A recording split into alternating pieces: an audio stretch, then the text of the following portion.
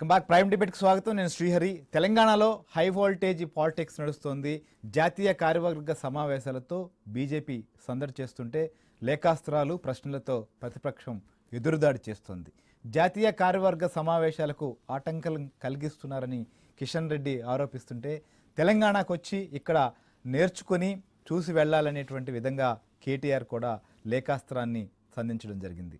ఫ్లెక్సీలతో మొదలైనటువంటి విభేదాలు లేదంటే వివాదాలు లేఖాస్త్రాల వరకు ఆ పై మాటల యుద్ధం వరకు కూడా కొనసాగుతోంది. అసలేంటి జాతీయ కార్యవర్గాలకు భారతీయ జనతా పార్టీ ఇస్తున్నటువంటి ప్రాధాన్యం, దాని ద్వారా తెలంగాణలో ఏం జరుగుతుంది? సో ఈ సమావేశాల నేపథ్యంలో ప్రతిపక్షాలు కూడా తీవ్ర స్థాయిలో రియాక్ట్ అవుతున్న దానికి కారణం ఏంటో కూడా డిస్కస్ చేద్దాం.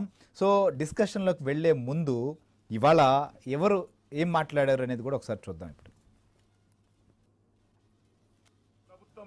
అనేక రకాల అవరోధాలు కల్పించేటువంటి ప్రయత్నం, ఈ సమావేశాల ప్రాధాన్యత తగ్గించేటువంటి ప్రయత్నం, ఈ సమావేశాలను అనేక రకాలుగా ఇబ్బందులు పెట్టేటువంటి ప్రయత్నం చేస్తూ ఉంది. ప్రత్యేకంగా భారతీయ జనతా పార్టీ కార్యవర్గ సమావేశాలు జరుగుతున్నప్పుడు పెద్ద ఎత్తున ప్రభుత్వ ధనాన్ని దుర్వినియోగం చేసి ప్రత్యేక జీవోలు తీసి ఈరోజు హోర్డింగ్స్ పెట్టి భారతీయ జనతా పార్టీకి అవకాశం దొరకకుండా మరి అనేక రకాలుగా ఈ ప్రభుత్వమే మరి అనేక తప్పుడు సందేశాలతో మరి హోర్డింగ్స్ పెట్టేటువంటి ప్రయత్నం చేస్తూ ఉన్నారు.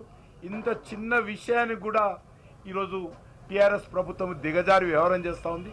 మరి రానున్నటువంటి రోజుల్లో కూడా మరింత మెరుగైనటువంటి పరిపాలన ఏ రకంగా ఇవ్వవచ్చో మా సమావేశాలలో చర్చించుకొని నిర్ణయం తీసుకుంటాం. రాష్ట్రంలో అధికారమే లక్ష్యంగా ఈ యొక్క సభ జరగబోతా ఉన్నది. ప్రజలు ఏదైతే ఇవాళ అవినీతి పాలన, అరాచకాలు సృష్టించేటువంటి ప్రభుత్వం పైన లేదా ఈ కుటుంబ పాలన మీద ఒక రాజకీయపరమైనటువంటి యుద్ధాన్ని ప్రకటించి చివరికి ప్రజలే విజయాన్ని సాధించేదానికి సంకల్పం ఈ సభ ద్వారా తీసుకోబోతున్నాం.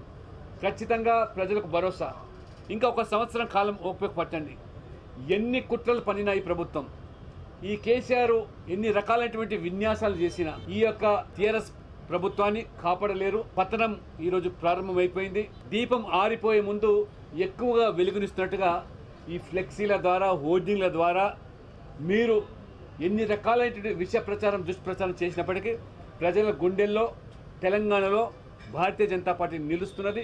నువ్వు ఒక దద్దమ్మ మంత్రివి, నువ్వు ఒక చేతగాని మంత్రివి, నువ్వు ఒక నిస్సహాయుడివి. కేంద్ర మంత్రిగా ఉండి వాళ్ళ తెలంగాణకు ఒరగబెట్టింది ఏంటంటే శూన్యం, గుండు సున్నా. హైదరాబాద్ లో జాతీయ కార్యవర్గ సమావేశాల పేరు మీద ఈ కిషన్ రెడ్డి, బండి సంజయ్, ఈ దొంగల ముఠ మొత్తం వసూలకు దిగింది. తెలంగాణలో ఉన్నటువంటి పారిశ్రామికవేత్తలు కావచ్చు, రియల్టర్లు కావచ్చు, తెలంగాణలో ఉన్నటువంటి వ్యాపారస్తులు కావచ్చు, ముఖ్యంగా హైదరాబాద్ లో కానీ హైదరాబాద్ పరిసరాల్లో ఉన్నటువంటి వాళ్ళందరూ కూడా బెదిరించి అడ్డగోలుగా జాతీయ కార్యవర్గ సమావేశాల పేరు మీద డబ్బులు వసూలు చేస్తూ ఉన్నారు. భారతదేశ ప్రయాణికం కూడా మిమ్మల్ని విడిచిపెట్టదు. ఖచ్చితంగా మీ మీద తిరుగుబాటు ఈ దేశంలో మొదలైంది. దానికి సందర్భానుసారంగా నాయకత్వం ఖచ్చితంగా తెలంగాణని వహిస్తుందని చెప్పి ఈ సందర్భంగా నేను భారతీయ జనతా పార్టీ నాయకుల్ని హెచ్చరిస్తా ఉన్నా. ఆంధ్రప్రదేశ్ లో మంత్రి లేడు, తెలంగాణలో ఉన్న ఉపయోగం లేదు. ఒక బీసీ అయిన దత్తాత్రేయ గారు మంత్రి ఉంటే మంత్రివర్గం నుంచి బర్తరఫ్ చేసింది. అన్ని రకాలుగా తెలుగు ప్రజలను అవమానించి తెలంగాణ ప్రజలకు అన్యాయం చేసి ఈ రోజు ఈ భారత ప్రభుత్వం భారతీయ జనతా పార్టీతో తెలంగాణ ప్రజలకు ఎలాంటి బంధము అనుబంధము లేదు. మనలో అసహనం పెరిగిపోయే నిర్ణయాలు తీసుకొని మనల్ని అవమానించిన నరేంద్ర మోడీ గారు ఏ ముఖం పెట్టుకుని తెలంగాణ రాష్ట్ర పర్యటనకు వస్తున్నారని చెప్పి కాంగ్రెస్ పార్టీ అడుగుతుంది. రైట్, చూసాం నాయకుల రియాక్షన్ కూడా ఎలా ఉందో చూసాము. సమావేశాలకు సంబంధించినటువంటి విషయంలో ఒకవైపు అసలు ప్రాధాన్యం తగ్గించే ప్రయత్నం చేస్తున్నారు, ఇబ్బందులు కలిగిస్తున్నారు, డబ్బుని దుర్వినియోగం చేసి మరీ కూడా ఇబ్బంది కలిగించే ప్రయత్నం చేస్తున్నారు అనేటువంటిది భారతీయ జనతా పార్టీ ఆరోపిస్తుంటే దీనికి కౌంటర్గా కేటీఆర్ కూడా లేఖ రాసినటువంటి పరిస్థితి. సో దీనిపైన డిస్కస్ చేద్దాం. ఎవరికి కౌంట్ డౌన్ మొదలైంది, ఎవరు పతనం అంచునున్నారు అనేటువంటిది కూడా బీజేపీ నాయకులు మాట్లాడారు కాబట్టి. సో మనతో ఈ డిబేట్లో శాసనమండలి సభ్యులు టీఆర్ఎస్ పార్టీ ముఖ్య నాయకులైనటువంటి రవీంద్రరావు గారు డిబేట్లో పార్టిసిపేట్ చేస్తున్నారు. ఇక దిలీప్ కుమార్ గారు మాజీ శాసనమండలి సభ్యులు, భారతీయ జనతా పార్టీ సీనియర్ నాయకులు డిబేట్లో ఉన్నారు. ఇక కైలాష్ నేత కాంగ్రెస్ పార్టీ సంబంధించినటువంటి అధికార ప్రతినిధి కూడా మనతో పాటు జాయిన్ అయ్యారు. ఎస్ దిలీప్ కుమార్ గారు, మీతోనే స్టార్ట్ చేస్తాం. ఇవాళ మంత్రి కేటీఆర్ గారు కొద్దిసేపటి క్రితమే ఓ లేఖ కూడా రాశారు ఆయన ప్రధానమంత్రి నరేంద్ర మోడీకి. ఆవో దేకో సీకో అంటూ కూడా కొన్ని అంశాలు కూడా దాంట్లో ప్రస్తావించినటువంటి పరిస్థితి జరిగింది. కేవలం సభలు సమావేశాలు పెట్టి విద్వేషాలు విషయాలు చిమ్మే ప్రయత్నమే చేస్తారా, లేకపోతే ఇక్కడున్న మంచిని చూసి మంచిగాన సందేశం ఇస్తారా అంటూ కూడా. ఏంటి అసలుకి ఈ లేఖని చూసారా మీరు? ఏమనిపిస్తుందో లేఖను చూస్తే?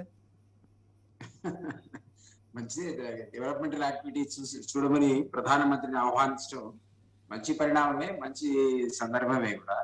నేనేదంటే మరి అదే స్పిరిట్ తో కూడా యశ్వంత్ సిన్హాని స్వాగతం పలకడానికి పోతున్న వాళ్ళ నాన్నగారు ప్రైమ్ మినిస్టర్ కూడా స్వాగతం పలకడానికి పోతే బాగుండేది, ఆ స్పిరిట్ బాగుండేది. అప్పుడు ఇలా కాకుండా ఊరికే విడాకులం చేయడానికి లేదా తప్పులు ఎంచడానికి ఇట్లాంటి ఉత్తరాలు రాస్తే, నెపోలియన్ బొనపార్టే టైంలో ఒకటి సామెత ఉంది, విని విసి విడి అని. దాని అర్థం ఏంటంటే I came I saw I conquered అంటే ఆయన వస్తాడు, చూస్తాడు, గెలుస్తాడు కూడా. మోడీ కూడా వస్తాడు అంటే విని విసి చూస్తాడు అండ్ విడి గెలుస్తాడు కూడా. సో అదే సేయింగ్ లాగా ఆయన ఆవు దేకో సీకో అంటే మేమేమంటాం అంటే విని విసి విడి అంటాం. అంటే will come will see and will conquer also. ఇట్లా మాటలు చెప్పుకోవడానికి ఏమైనా చెప్పుకోవచ్చు. ఆయన మాట చెప్తే మేము మాట చెప్తాం, అది కాదు కదా. ఈ ఒక స్పిరిట్ లో కూడా జాతీయ సమావేశాలు జరుగుతున్నాయి. 18 సంవత్సరాల తర్వాత తెలంగాణకు ఒక అవకాశం జాతీయ పార్టీ ఇచ్చింది. ఆ సందర్భంలో ఆ స్పిరిట్ లో దాన్ని చూసుకోవాలి.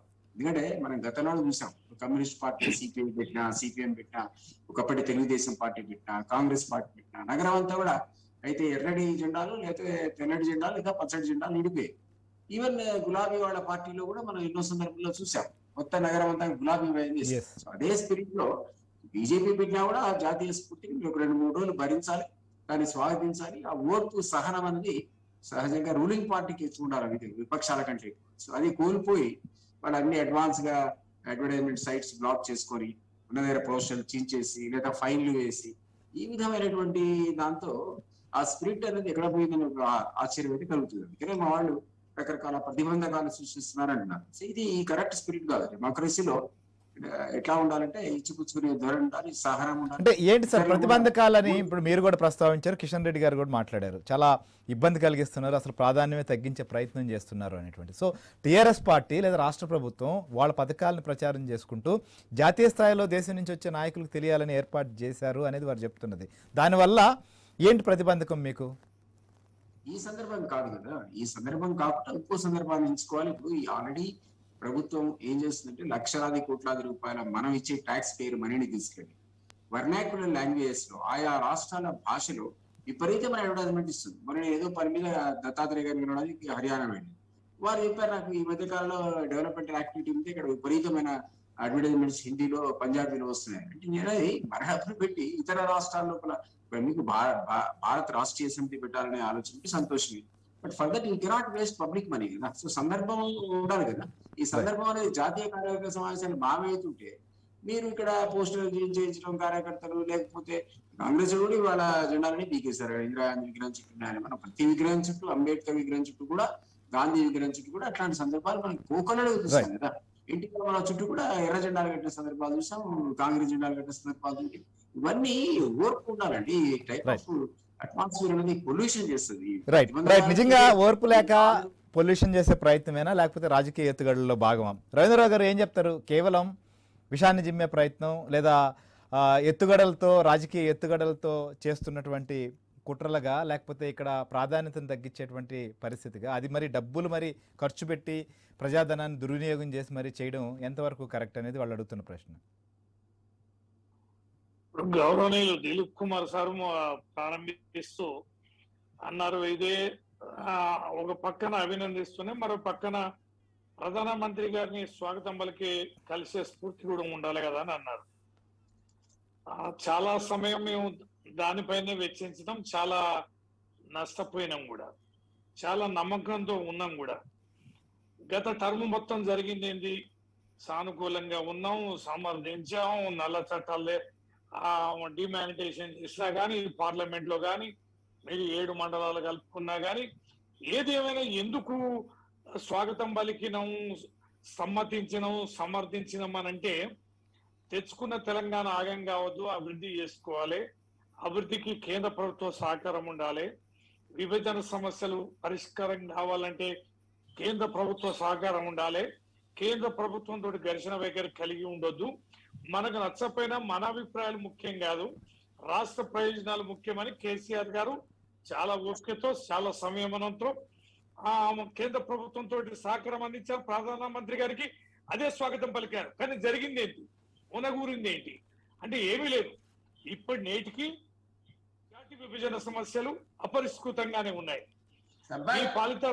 మీ పాలిత రాష్ట్రాల్లో ఇస్తున్న నిధులు తెలంగాణకి ఇవ్వడాలే, పక్క రాష్ట్రానికి ఇస్తున్న నిధులు తెలంగాణకి ఇవ్వడాలే, విభజన సమస్యలు పేర్కొన్నటువంటి అంశాలను కానీ అభివృద్ధి కార్యక్రమాలు కానీ మీరు ఏ రకంగా కూడా సహకారం లేదు. సార్ ఇప్పుడు రవీంద్రరావు గారు అవి అడగచ్చు, కానీ అవి క్వశ్చన్ చేయొచ్చు, చెప్పచ్చు. కానీ వారి సభని సమావేశాలని తక్కువ చేసే ప్రయత్నం, లేకపోతే ప్రచారాస్త్రాల ద్వారా దీన్ని చిన్నబోయేలా చేసేటువంటి ప్రయత్నం ఎంతవరకు కరెక్టు అనేది సరే మీరు క్వశ్చన్ చేయొచ్చు, లేఖలు రాయొచ్చు, అది వేరే విషయం. రాబోతున్నా శ్రీహరి గారు మీరు అబ్జర్వ్ చేయండి. జాతీయ రాజకీయాలు ఈడ పెడుతున్నారు, వారికి చాలా ఎజెండా ఉంది. అంతర్జాతీయ ఎజెండా ఉండాలి, జాతీయ ఎజెండా ఉండాలి, అనేకమైన అంశాలు ఉండాల్సింది పోయి తెలంగాణలో పెట్టడం అనేది ఒక రకమైన కక్షపూరితమైనటువంటి ధోరణి కనిపిస్తుంది కదా. వారు ఏం టైటిల్ పెట్టారు, ఏం పోస్టర్లు పెడతారు, చాలు ద్వారా సెలవు ద్వారా అని ఈ రకమైన టైటిల్ అంటే కేసీఆర్ గారే లక్ష్యంగా జాతీయ కార్యవర్గాలు, తెలంగాణే లక్ష్యంగా తెలంగాణలో అధికారాన్ని చేజిక్కించుకోవడంలో భాగంగానే ఇక్కడ వారి నేషనల్ కాన్ఫరెన్స్ పెడుతున్నట్టు ఉన్నది. కానీ వారేదో ఒక ప్లేస్ లో పెట్టాల కనుక పెడుతున్నట్టుగా లేదు. అది అంత సాధారణ హృదయంతో పెడుతున్నట్టుగా లేదు. వారి కొద్ది రోజుల నుంచి ఈ సభకు సంబంధించి గాని నిర్వహణకు సంబంధించి గాని వారి ఎజెండా గాని అన్ని నియోజకవర్గాల్లో వివిధ రాష్ట్రాల నుంచి మాజీ ముఖ్యమంత్రుల్ని ఎంపీలని ఇక్కడికి పంపడం గాని వారి భాష గాని వారి దాడి గాని చూస్తే ఇది టిఆర్ఎస్ పార్టీ మీద, కేసీఆర్ గారి మీద, తెలంగాణ ప్రభుత్వం తెలంగాణ రాష్ట్రంలో అధికారాన్ని చేపట్టడమే లక్ష్యంగా వారు కార్యక్రమాలు కొనసాగుతున్నాయి. అందుకనే ఏ లక్ష్యం కోసమైతే మీరు ఈ సభను పెడుతున్నారో ఆ లక్ష్యాన్ని ఎదుర్కొని ధీటైన సమాధానం మేము ఇక్కడ మాది రాజకీయ పార్టీనే కదా, మేము కూడా అధికారంలోకి రావాలనుకుంటాం. ఇప్పుడు వరకు ఇలాంటి సాంప్రదాయం లేదు అనేది వారి వాదన. రైట్, మీరు రాజకీయ పార్టీ కాబట్టి సమాధానం చెప్పాలంటున్నారు. కైలాష్ నేత్ గారు ఉన్నారు. కైలాష్ నేత్ గారు ఏం చెప్తారు? ఒకరేమో ఆవో దేకో సీకో అంటుంటే వస్తారు, చూస్తారు, గెలుస్తారని దిలీప్ గారు చెప్తున్నటువంటి వాదన మనం చూసాం. సో కాంగ్రెస్ ఎలా చూస్తుంది జాతీయ కార్యవర్గ సమావేశాలని? శ్రీహరి గారు, జాతీయ కార్యవర్గాలు సమావేశాలు లేదా భారతీయ జనతా పార్టీ విస్తరణ ఇవి ఆ రాజకీయ పార్టీకి ఉండేటువంటి లక్షణం, దాన్ని ఎవరం కూడా కాదంటారు. కానీ భారతీయ జనతా పార్టీ తెలంగాణ రాష్ట్రానికి కానీ తెలంగాణ రాష్ట్ర ప్రజలకు ప్రయోజనాలకు ఏం అనుకూర్చిందో దాని మీద చర్చ జరిగితే బాగుంటుంది. ఎందుకంటే ప్రధానమంత్రి గారు వస్తే చాలా సంతోషం, దాన్ని ఎవరైనా స్వాగతిస్తాం ఈ దేశ ప్రజలుగా. కానీ ఈ రాష్ట్రంలో ఏర్పడ్డ తర్వాత ఈ రాష్ట్రానికి ఇచ్చినటువంటి విభజన హామీలే కానీ భారతీయ జనతా పార్టీకి తెలంగాణ పట్ల ఒక విద్వేషమైనటువంటి ఒక విషపూరితమైనటువంటి భావజాలం కలిగి ఉన్నట్టుగా మనం అర్థం చేసుకోవాలి. పార్లమెంట్ లో ఆ రోజు అత్యవసరమైన పరిస్థితుల్లో ఆ రోజు బిల్లు పెట్టడానికి కష్టము నష్టాలు ఓడ్చుకొని కాంగ్రెస్ పార్టీ చేస్తే ప్రధానమంత్రి గారు నిండు సభలో చెప్పిండు, తలుపులు మూసేసి ఆ తల్లిని చంపి బిడ్డని ఇచ్చిరని చెప్పేసి ఎంత దుర్మార్గమైన ప్రకటన చేసిండో మనం ఆలోచన చేయాలి. అది తెలంగాణ ప్రజల్ని, తెలంగాణ ఉద్యమాన్ని, 4 కోట్ల ప్రజల్ని అవమానించినట్టుగా తెలంగాణ ప్రజలు మర్చిపోరు. రెండోది, ఆ రోజు విభజన చట్టంలో క్లియర్ గా ఈ రాష్ట్రానికి గిరిజన యూనివర్సిటీ కానీ, బయ్యార ఉక్కు ఫ్యాక్టరీ, కాజీపేట ఫ్యాక్టరీ, ITIR, అదేవిధంగా తెలంగాణకు సంబంధించిన ప్రత్యేకమైనటువంటి అంశాలను మనం పొందుపరిచి 2 రాష్ట్రాల అభివృద్ధి కోసం ఆనాడు యూపీఏ ప్రభుత్వం తీసుకున్నటువంటి నిర్ణయాలను ఈనాటి వరకు చేయలేదు. రెండోది, గిరిజనులకు సంబంధించిన రిజర్వేషన్ బిల్లు తొక్కిపెట్టింది, ఎస్సీకి సంబంధించినటువంటి రిజర్వేషన్ తొక్కిపెట్టింది. రెండోది, ఈ దేశంలో 2 కోట్ల ఉద్యోగాలు ఇస్తున్నటువంటి మోడీ గారు ఈ తెలంగాణకి ఎన్ని ఉద్యోగాలు ఇచ్చినో వాళ్ళు చెప్పి దాని ముందుకెళ్తే మేము సంతోషిస్తాం. వారు రాజకీయంగా లబ్ధి జరిగితే దాని ప్రజలు అంగీకరిస్తే ఎవరైనా అంగీకరిస్తాం. కానీ ఒక విద్వేషమైనటువంటి వాతావరణాన్ని తెలంగాణలో సృష్టించి ఇచ్చిన కాంగ్రెస్ పార్టీని ఇవాళ తెలంగాణ ప్రజలు గుర్తుపెట్టుకునే సందర్భంలో ఒక రాజకీయ కుట్రకోణంలో భాగంగా ఇవాళ ఒక ప్రత్యేకమైనటువంటి పరిస్థితి రాజకీయ కుట్రకోణం ఏముందంటే ఇప్పుడు దాకా గుర్తు పెట్టుకోలేదు, ఇప్పుడే గుర్తుకొస్తుందా కాంగ్రెస్ పార్టీ ఇచ్చిందని ప్రజలకి? తెలుసు కదా ఎవరి హయాంలో అయింది, ఎలా అయింది, దాంట్లో బీజేపీ పాత్ర ఏమీ లేదా? బీజేపీ కూడా చెప్పింది ఆ రోజు, ఆమె పెద్దమ్మ అయితే నేను చిన్నమ్మ అని చెప్పి సుష్మా స్వరాజ్ గారు. రైట్. అదే సందర్భంలో నేనేమంటున్నంటే 2014 తర్వాత ఉన్నటువంటి ప్రభుత్వం తెలంగాణ ప్రజలకు ఏం చేసిందో చెప్పాలి. ఒక పోలవరానికి జాతీయ హోదా వస్తుంది, కర్ణాటకలో ఉన్నటువంటి అప్పర్ సంబంధించినటువంటి తుంగభద్రకు జాతీయ హోదా వస్తుంది, వివిధ రాష్ట్రాలలో కోట్ల రూపాయలు గుమ్మరిస్తారు. ఇక్కడ బయ్యారం ఫ్యాక్ట్ ఎందుకు రాలేదో భారతీయ జనతా పార్టీ నాయకులు ఎందుకు చెప్తలేరు? ఈ ప్రజలకు కారణం ఏందో చెప్పమంటున్నాం. అదే విధంగా ఇవాళ ఇక సన్నాయి నొక్కుతుంది టీఆర్ఎస్ పార్టీ. 8 సంవత్సరాలు కౌగిలించుకొని ఒకరినొకరు కాపురాలు చేసి చివరికి ఇవాళ ఒకరి మీద ఒకరి నిందారోపణ. అంటే నువ్వు కొట్టినట్టు నేను ఏడ్చినట్టు, ఇదంతా ఒక డ్రామా, పొలిటికల్ డ్రామా. కాబట్టి ఇవాళ అది మీరు ప్రతిసారి కాదు కైలాష్నాథ్ గారు, మీ అగ్రనాయకుల దగ్గర నుంచి మీ వరకు అందరూ పొలిటికల్ డ్రామా అంటున్నారు. ఎక్కడ కనిపిస్తుంది పొలిటికల్ డ్రామా? వాళ్ళు సీరియస్ గా ఫైట్ చేస్తుంది. చిన్న ఫ్లెక్సీ ఇష్యూ దగ్గర నుంచి అగ్రనాయకులు వస్తుంటే కూడా దానికి ధీటుగా రియాక్ట్ అవుతున్నటువంటి పరిస్థితి కనిపించట్లేదా? నేను ఒక విషయం చెప్తా. రాష్ట్రపతి ఎన్నికల్లో, ఉపరాష్ట్రపతి ఎన్నికల్లో, స్పీకర్ విషయంలో, డిమానిటైజేషన్ విషయంలో, జిఎస్టీ విషయంలో అన్ని నల్ల చట్టాలకు ఆమోద ముద్ర వేసి ఒకరినొకరు అభినందించుకొని ఈయన పోతే అక్కడ ఆయన పోతే ఇక్కడ అపాయింట్మెంట్ ఇచ్చుకొని చివరికి వచ్చి ఇవాళ తెలంగాణ ప్రజలని ఏమార్చడానికి కాంగ్రెస్ పార్టీ రేపు రాబోయే రోజుల్లో తెలంగాణ అధికారంలోకి వస్తుందని 2 పార్టీలు ఆడుతున్నటువంటి నాటకాన్ని తెలంగాణ ప్రజలు గమనిస్తా ఉన్నారు. చూద్దాం సార్, నాటకమా లేకపోతే మరోదా? అంటే ఇప్పుడు ఏ పార్టీకి ఉన్నటువంటి వ్యూహం, ఏ పార్టీకి ఉన్నటువంటి ఆలోచనలు వారికి ఉంటాయి. సో అది రాజస్థాన్లో పెట్టుకోవాలనుకున్నారు, తర్వాత తెలంగాణలోకి మార్చుకోండొచ్చు. దాని వెనకాల వాళ్ళకు ఉంటుంది. శ్రీహరి గారు, మేము వాళ్ళు పార్టీ కార్యవర్గాన్ని కానీ మేము ఎవరో వ్యతిరేకించాం.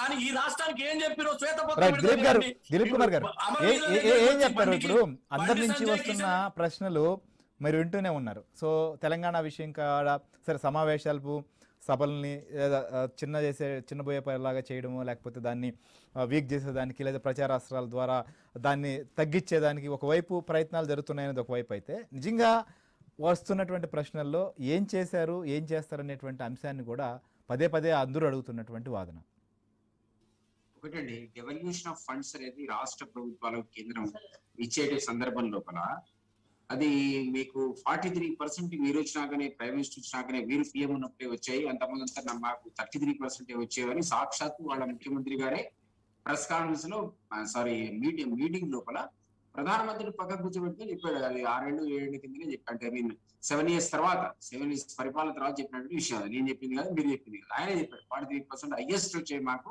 కేంద్ర నిధులని. అట్లా పక్కకు పెట్టాం. విభజన హామీల గురించి ప్రస్తావించారు కైలాష్ రెడ్డి గారు. నేనేమంటానంటే, కేంద్ర మంత్రి సాక్షాత్ పార్లమెంట్ లో ఏం ప్రకటన ఇచ్చాయంటే, రీఆర్గనైజేషన్ యాక్ట్ ప్రకారంగా ఏవైతే ఉభయ రాష్ట్రాలకు చెందాల్సిన ఏవైతే సమస్యలు ఉన్నాయో, పరిష్కరించాల్సిన సమస్యలు, ఇష్యూస్ ఉన్నాయో, ఈ ఉభయ ముఖ్యమంత్రులు కూర్చుంటే 90% పరిష్కారం అయిపోతాయి. 10% మాత్రమే కేంద్రానికి సంబంధించి ఉన్నాయని అన్నారు. 90% ఇద్దరు కూర్చొని మాడుకుంటే అయిపోయే ఇష్యూస్ ఉన్నాయని చెప్పాడు. సరే, ఆ 10% కూడా కొన్ని ఇష్యూస్ అందులో ఆలస్యమైన విషయాన్ని కూడా అంగీకరిస్తారు. కానీ కాళేశ్వరం హోదా గురించి ఆశ్చర్యంగా కైలాష్ నేత గారు మాట్లాడారు. అసలు అది కాళేశ్వరం అనేది మా అధ్యక్షుడే వచ్చి, ఇది టిఆర్ఎస్ పార్టీ 5 ఏళ్ల దాకా డిపిఆర్ ఇవ్వలేదు, ఇచ్చిన తర్వాత అది ఏటీఎం గా మారిందని మేము గమనించాం, అందులో అవినీతి ఉందని చెప్పాడు. సో అట్లాంటి ప్రాజెక్టుకు దిలీప్ గారు మీరు తప్పుగా అర్థం చేసుకోవద్దు. అవినీతి జరిగింది, రైట్.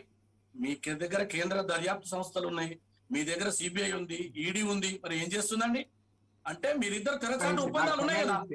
మిత్రమా, నీ తర్వాత నేను మాట్లాడతా. నేను మిమ్మల్ని కించపరచలేను, మీరంటే గౌరవం ఉంది నాకు. I have respect for you. ఉన్న ముగ్గురం కూడా తెలంగాణ ఉద్యమ నేతలమే, వివిధ పార్టీలో ఉంటాం కానీ మనందరం ఒకళ్ళు గౌరవించుకునే కాబట్టి ఒకళ్ళ తర్వాత మాట్లాడుకుందాం. నేనేమంటానంటే, ఈ కాళేశ్వరం సంబంధించిన ప్రాజెక్ట్ మీద మీరు అన్న అవినీతి గురించి ఈ మధ్య కాలంలో మీరు గమనించుంటే 4 కంపెనీల మీద రిపీటెడ్ గా ఈడీ రైడ్స్ చేసింది, వాళ్ళ రికార్డ్స్ సీజ్ చేసింది. ఆ ఇన్వెస్టిగేషన్ ఆన్ గోయింగ్ ఇన్వెస్టిగేషన్. దానికి మేజర్ కంపెనీ ఎవరైతే ఉన్నారో మెగా కృష్ణారెడ్డి మీద ఈడీ రైడ్స్ జరిగినాయి. అది ఆన్ గోయింగ్ ఇన్వెస్టిగేషన్.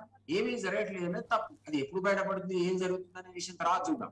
సో ఇవి ఆల్రెడీ అండర్ ఇన్వెస్టిగేషన్ అనే ప్రాజెక్ట్ ని వాళ్ళు ఎట్టి పరిస్థితుల్లో దీన్ని నేషనల్ ప్రాజెక్ట్ కింద వాళ్ళు ప్రతిపాదన చేయలేరు. కాబట్టి ఆల్టర్నేట్ కింద మన వేరే రంగారెడ్డి, అదే పాలమూరు ఇట్లాంటి ప్రాజెక్ట్స్ అయిన వాళ్ళు రాష్ట్ర ప్రభుత్వం డిపిఆర్ ఇచ్చి అడగాల్సిందే తప్ప ఇప్పుడు ఇన్వెస్టిగేషన్ ఈడీ రైడ్స్ అయిన ప్రాజెక్ట్ కు హోదా అనేది మనం కూడా ఎక్స్పెక్ట్ చేయలేము.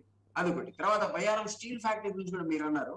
దానికి మీ యూపీఏ 2 హయాంలో మీకు తెలుసు తెలియదు నాకు తెలియదు, 3 ఐఏఎస్ అధికారులతో కమిటీ వేశారు. ఆ కమిటీ ఏమైనా నిర్ధారించిందంటే, ఇక్కడ ఈ స్టీల్ మనం తీసేటట్టయితే ఇది వయబుల్ కాదు అని చెప్పి జాయింట్ వెంచర్ ప్రపోజల్ ఇచ్చింది. దానికి టెండర్స్ మీ ప్రభుత్వ హయాంలోనే వచ్చాయి.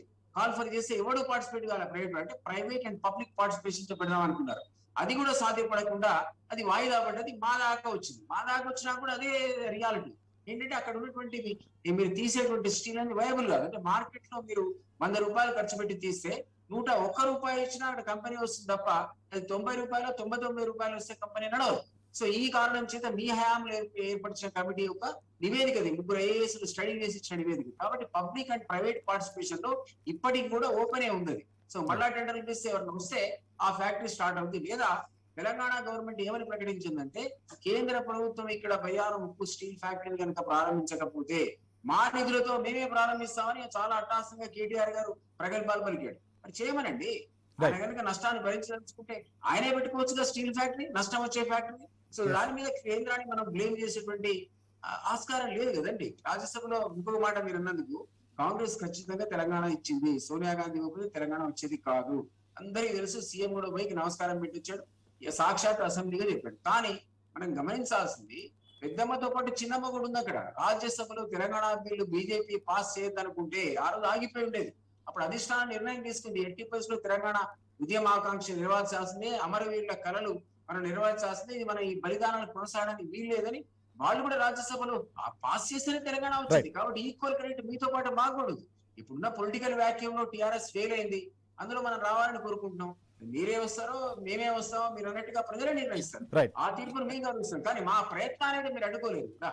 మా ఆకాంక్ష చూద్దాం సార్. అంటే ప్రయత్నాలని అడ్డుకునే ప్రయత్నమా, లేకపోతే ఇప్పుడున్నటువంటి వారిపైన మీరు సాగిస్తున్నటువంటి దండయాత్రలాగా కూడా వాళ్ళు చూస్తున్నటువంటి పరిస్థితి ఉంది. ఒక బ్రేక్ తీసుకుందాం. బ్రేక్ తర్వాత